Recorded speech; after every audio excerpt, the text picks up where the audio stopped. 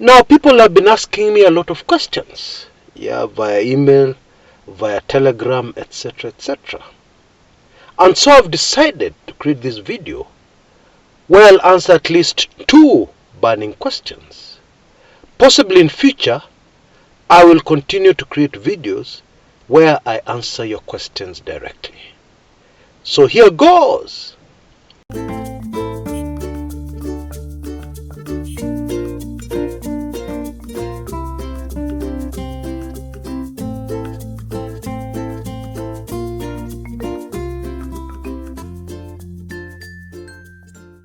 Now, the first question is really about the state of the nation. I believe you can see the question in front of your screens right now. In a nutshell, we are back to the Moi days, the latter Moi days, where you have a government which is not popular with the vast majority of the Kenyan people. The only difference is that this time round, the current William Samoei Ruto government does not have the power the Moi government had of telling people to shut up. You know, things have really changed from the Moi days.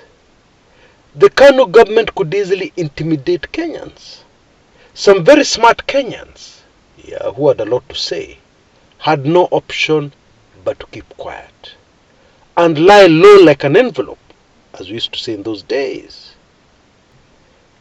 And this is why I believe that the biggest mistake the UDA government is making, and indeed those who are advising the president, is to think, is to believe that since Moi did it in his days, they too can do it.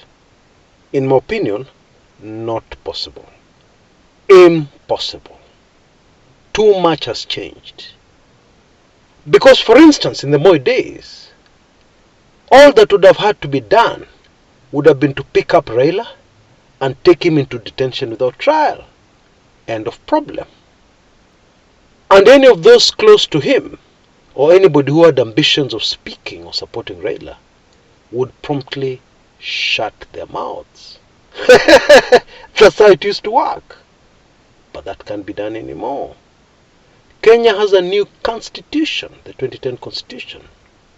Indeed, I believe, if you just look at the blunders, the about turns, the false starts the William Samoei Ruto presidency has had, you will quickly realize that this government is learning very fast that what they thought was possible is actually not possible. And so, in my opinion, the question which is staring at them right now, Ruto advisors, is what do they do next? And in my opinion, they don't have an answer yet. They may get an answer tomorrow, although I highly doubt. But the truth is, currently, they have no answer. And yet they need to come up with an answer pretty fast. Because, for instance, let me just give you an example of just how bad things are. Before the elections, you would go into any social place, go and meet Kenyans anywhere, and you'd find hustler supporters. They tell you that they're supporting Ruto for the presidency at that time. I recently walked in to a place that I frequent where there were a lot of Ruto supporters. And I started asking around, hawa watu walienda wapi? And guess what? People started denying. Hapana, I never supported the guy, you've got it wrong. And yet those were the same people shouting loudest. What am I saying?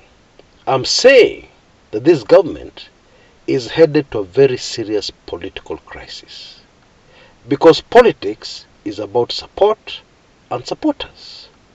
You can fake it for a while, but leading a government consistently and efficiently, you cannot do without the support of the people.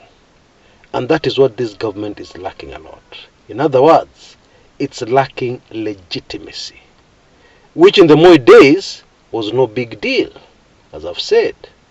But today, it is a very big deal.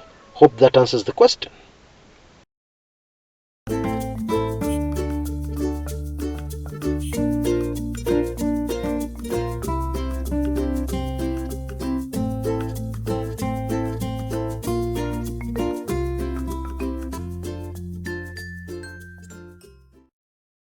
Now this next question, I'm not sure if I can answer, because it has to do with Raila Odinga and what is happening currently.